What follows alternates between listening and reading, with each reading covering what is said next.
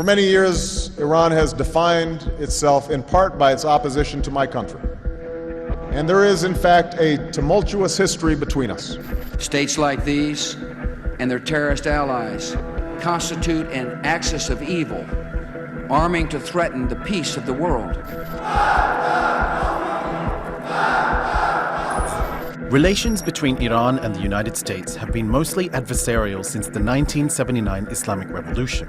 Here was not an embassy. It was a CIA center. This was a den of espionage, where they were plotting against the Iranian people. But the seeds of animosity between the two countries were planted decades before. In 1952, Time magazine chose Iran's Prime Minister, Mohammad Mossadegh, as the 1951 Man of the Year for his efforts to nationalize his country's oil wealth despite mounting economic pressure from Britain. Mossadegh was Iran's 35th Prime Minister, but his government succeeded in doing what no other Iranian leader was able to do before. He went against British interests in his country and deprived the Navy from securing oil supplies. To understand how important this chapter is in Iran's history and how it shaped its future and its relations with the US, we have to go back to the start of the century, when Iran was still known as Persia. Like many states in the region, Iranian oil wealth was monitored by foreign countries since its discovery. In 1901, the British government encouraged Canadian entrepreneur William Knox Darcy to invest in Persia's oil sector. The British brokered a deal between Darcy and the then Shah of Iran, Muzaffar al-Din. Darcy was granted a 60-year concession to prospect, transport and sell petroleum, natural gas, asphalt and minerals in 3/4 of the country. Under the deal, the Shah was given a lump sum of £20,000 in cash and a further £20,000 in shares, with Iran set to receive only 16% of the profits. The Darcy Agreement is known historically as the deal that compromised Iran's ability to benefit from its own oil wealth for decades. In 1908, a significant oil reserve was found at Masjid Suleiman in southwestern Iran. It was the world's largest oil discovery at the time, and it set off a wave of exploration that would change the region's future. After the discovery, the British government bought out the Darcy concession and the Anglo-Persian Oil Company that later became the British Petroleum Company, or BP, in 1954. In the coming era, navies and national economies would be powered by oil, replacing coal. Iranian oil helped the British Navy substantially during World War I. Winston Churchill, who secured the purchase of the shares from the Darcy concession, affirmed the importance of Iranian oil. Fortune brought us a prize from fairyland beyond our wildest dreams. For the next 50 years, Iran's vast oil reserves came under British control. That is, until Mossadegh came into power. After World War II, Shah Mohammad Reza Pahlavi's rule was weakened by the rise of nationalist voices in the Iranian parliament. In March 1951, Iranian Prime Minister Haj Ali Razmara was assassinated by an ardent supporter of oil nationalization. Shortly after the assassination, nationalists in the Iranian Majlis, or parliament, nominated Mossadegh as their new prime minister. Fearing the strength of the nationalist movement, the Shah was forced to approve Mossadegh's nomination. And in May 1951, the Iranian parliament voted to nationalize the oil industry. Addressing his victory, Mossadegh said in a famous speech, "Our long years of negotiations with foreign countries have yielded no results thus far. With the oil revenues, we could meet our entire budget and combat poverty, disease, and backwardness among our people." The nationalization of Iranian oil was a blow to Britain's economic interests and to the survival of the British Empire. Views of the great refinery at Abadan are sufficient evidence in themselves of its size and importance. This great undertaking, built up over many years by British skill and with British money, has now been evacuated in humiliating circumstances, explaining Britain's reason for bringing the oil dispute before the United and placed an embargo on Iran's oil industry, making it impossible for Iran to sell its newly nationalized oil on the world market. The British hoped that economic pressure would threaten the popularity of Mossadegh and force him out of power. But Mossadegh was adamant. Abroad, that strange politician Dr. Mossadegh continued on his strange way, refusing every offer for settlement of the oil dispute. Desperate to regain control of Iran's oil industry, the British government approached the United States to assist in orchestrating a coup against Mossadegh. Harry Truman's administration rejected the idea of a coup in 1952, but when Dwight Eisenhower came to power in 1953, the British were able to persuade him by warning him of Mossadegh's communist alliances. Demonstrations and riots in the streets of Tehran have followed the usual pattern in that troubled country. With shouts of "down with the Shah," fanatical leaders have been rallying the people in favor of Dr. Mossadegh. The initial plan of toppling Mossadegh had failed, but the British and Americans eventually succeeded when they relied on royalists, the supporters of the exiled Shah. The country was divided between the Shah supporters and Mossadegh supporters. This is how pro-Shah demonstrators took over the streets of Tehran. Mobs set pro-Mossadegh newspapers on fire, General Fazollah Zahedi surrounded Mossadegh's residence with tanks, and protesters clashed with his guards.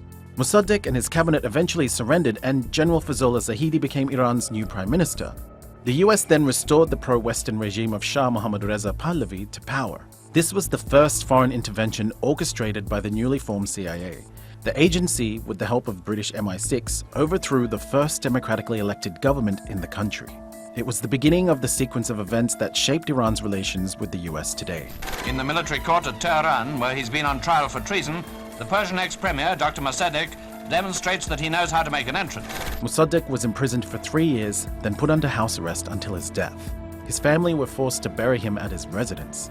The overthrow of Mossadegh transformed Iran from a constitutional monarchy into a royal dictatorship, marking the beginning of public hostility towards the US. In 2000, Secretary of State Madeleine Albright acknowledged for the first time the US's role in the 1953 coup. But the coup was clearly a setback for Iran's political development, and it is easy to see now why many Iranians continue to resent this intervention by America in their internal affairs. After the coup of 1953, the oil was back under the control of the British, and the US gave increasing support to the Shah of Iran. In 2013, Iran's parliament approved a bill for the government to sue the US for its involvement in the coup. The bill followed the release of declassified documents offering details about how the CIA carried out the coup as an act of US foreign policy. Campaign to install a pro-Western government in Iran. Target: Prime Minister Mossadegh and his government. Objectives: through legal or quasi-legal methods to effect the fall of the Mossadegh government and to replace it with a pro-Western government under the Shah's leadership with Zahedi as its prime minister. In 1957, the US government helped the Shah establish its infamous secret police force known as Savak. Savak was tasked with monitoring the Shah's political opponents and even Iranians abroad. The agency tortured many Iranians, and its agents received training for interrogation tactics from the CIA. But the alliance between the Shah and the US turned a deaf ear to the growing anger in Iranian streets against the oppression of the Shah and US interference.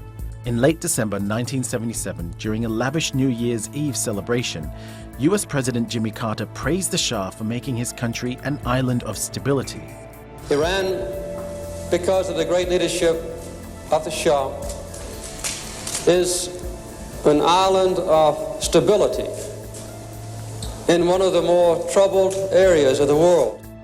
Little more than a year later, animosity towards the Shah and US policies culminated in the Shah's ousting. Religious leader Ayatollah Khomeini, who played an integral part in the Shah overthrow, returned to the country after 15 years in exile.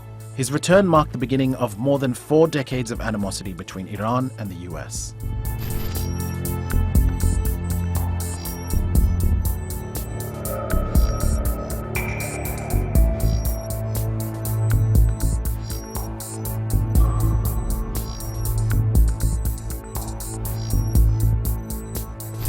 Since 1984, the US has designated Iran as a sponsor of terrorism, and although there were periods of negotiations and decreased tensions, changes in administration and Iran's proxy wars throughout the region have put the two countries at odds once again.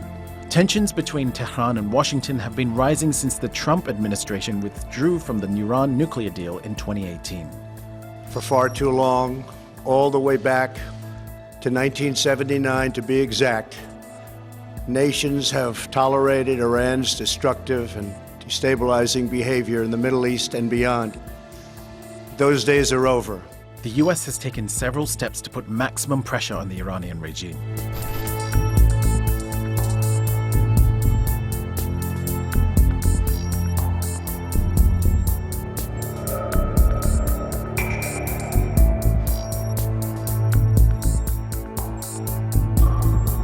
The campaign aimed to curb Iran's nuclear program and regional reach by draining its economy.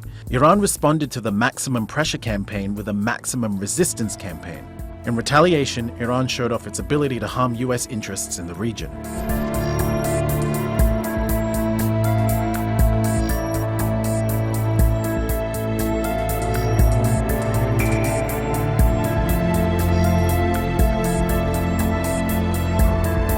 In January 2020, the US assassinated Qasem Soleimani, Iran's most revered military commander.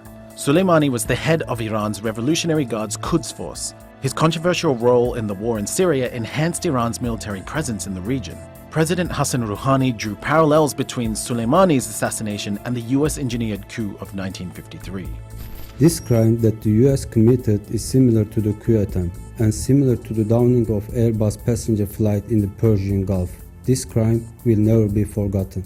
Trump said that by killing Soleimani, the US had saved many lives, but to many of these mourners, Soleimani, just like Mossadegh, was another national hero that the US removed from power against the will of the Iranian people.